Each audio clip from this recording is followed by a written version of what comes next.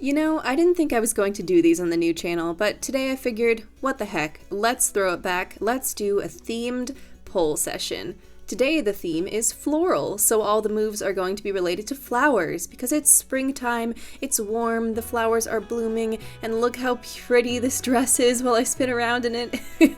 So yeah, the first few clips are just going to be me goofing around in this dress. Hope you enjoy.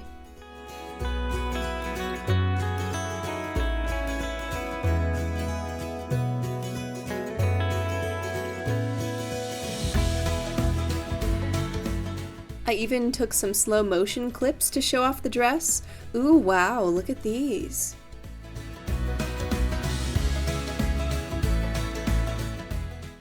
Yep, those sure are some slow motion clips. Okay, moving on. We are starting off with the Jasmine. This is a beginner level move that is wonderful for getting into tons of other things. I use it to get into the Superman, and I was able to wear my dress while doing it. So, the Jasmine.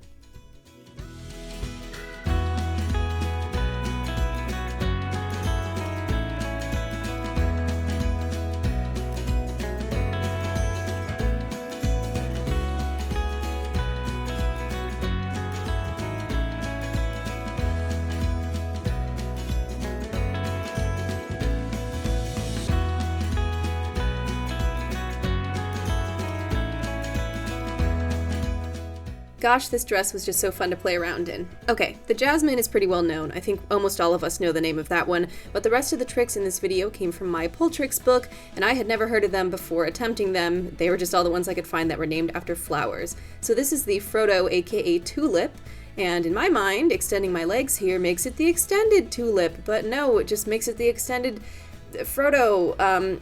I'm not really sure.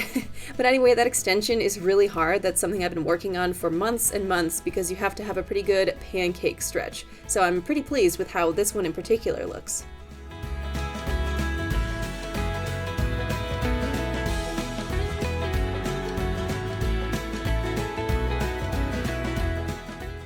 After that classic Kelsey awkward dismount, let's take a look at how my tulip compared to the one from the book. I think it looks pretty close. Okay, this here is the Lotus, and this here is me already expressing disbelief that I will be able to do it. The book recommended that you try the position on the ground first, because if you can't sit like that on the ground, you won't be able to do it on the pole. And I convinced myself that I was sitting like that on the ground, and I definitely wasn't. The leg positioning on this one is so weird. Anyway, then I got a little stuck in my dress as I attempted to take it off, and that was just kind of a harbinger of how this move was going to go.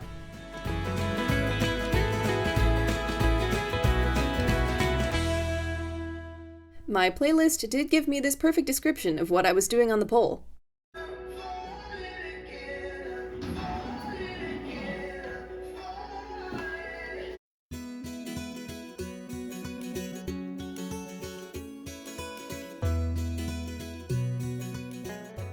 In case I haven't mentioned it lately, pretty much once you get upside down on a pole, you lose all sense of what your limbs are doing, so don't judge me too harshly for having no idea what's going on as soon as I get in my inversion. I mean, I still have no idea what's going on watching the footage back, but when you're actually trying to do it, it's even more confusing.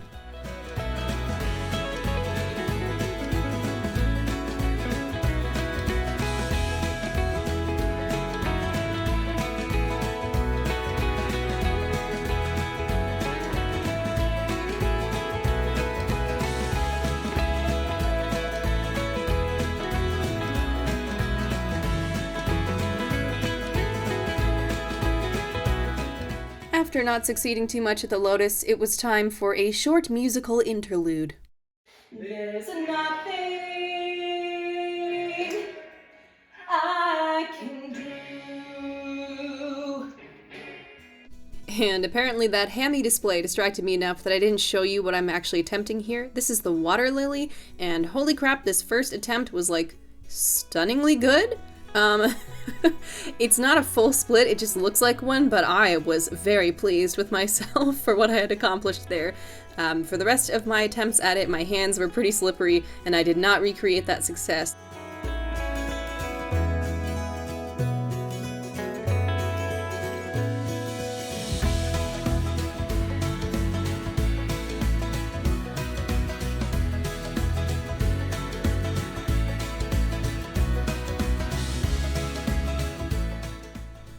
sorry that that's the best angle I could come up with, but this is my water lily compared to the book's water lily. Next, we had another one where I, forgot to show you what I'm attempting to do. This is the extended lotus, and the book says you should climb up and sort of drop down into it.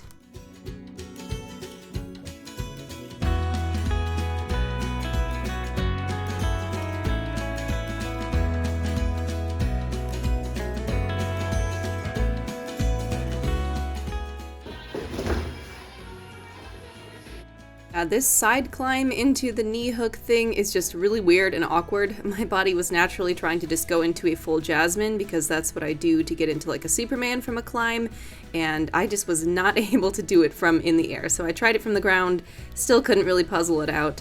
These lotuses, man, they are just not working with me today.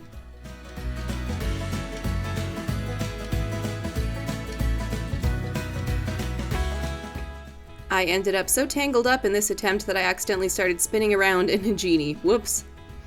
No! Ah! So the extended lotus ended up being an extended no-tis, as in, no, I can't do tis. Okay, anyway, now we have another lotus variation. This is the floating lotus. You're also supposed to climb up and drop down into this one, and obviously that went so well before, so we're gonna nail this move, right? Right?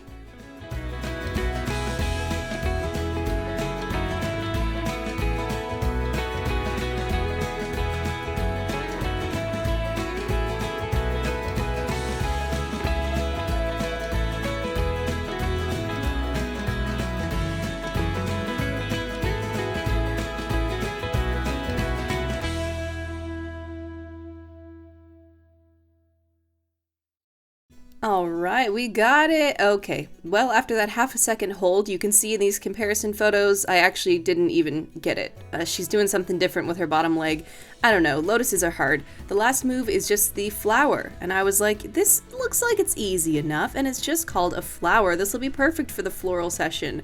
These sort of upside down inverted crucifix based moves where you split your arms like this, these do not work for my brain, and I always feel like I'm just gonna break that bottom arm right off. I tried it with a spin and that made it even more confusing, so you're gonna see a lot of awkward slipping and sliding as I attempt this move.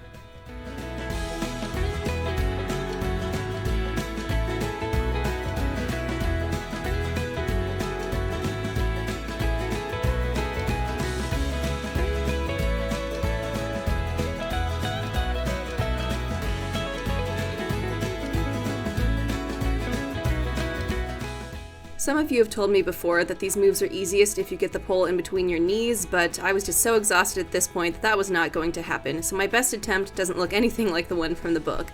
In case you're wondering, yes, there is another pole move named after a flower, the Bird of Paradise, but, you think I can do that? Give me a couple more years. Anyway, thanks for watching. I picked a flower just for you, and I'll see you in the next one. Bye!